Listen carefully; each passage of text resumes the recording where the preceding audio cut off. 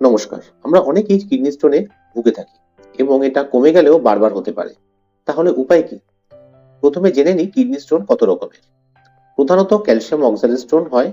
এছাড়াও calcium phosphate, uric acid stone, struvite stone এবং cystine stone হয়ে থাকে। জলে কিন্তু আসল ওষুধ। 2.5 থেকে 3 লিটার প্রতিদিন জল খান। গরমে ডিহাইড্রেশন হলে ওআরএসও খেতে পারেন। লবণ এবং অতিরিক্ত কার্বোহাইড্রেট, ফাস্টফুড এবং প্যাকেট জাতীয় খাবার কম খান। এতে ঝুঁকি কমে। বেশি মাংস খাবেন না। লাল মাংস বা রেড মিট, প্রসেসড মিট বা অর্গান মিট অ্যাসিড লোড বাড়িয়ে দেয়। এতে স্টোন বাড়ে। ক্যালসিয়ামে সাবধান। ডাক্তারি পরামর্শ ছাড়া অতিরিক্ত ক্যালসিয়াম খাবেন না। এতে স্টোনের ঝুঁকি বাড়ে। সাইট্রেট যেমন লেবু, কমলা লেবু এবং মৌসুমী লেবুতে থাকে, এটি অক্সালেট স্টোন কমায়।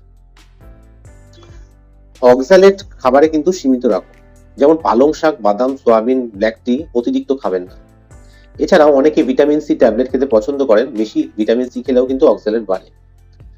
সফট ড্রিঙ্কস এবং কোলা এসবগুলোতে ফসফরিক অ্যাসিড রয়েছে, এতে স্টোন বাড়ায়।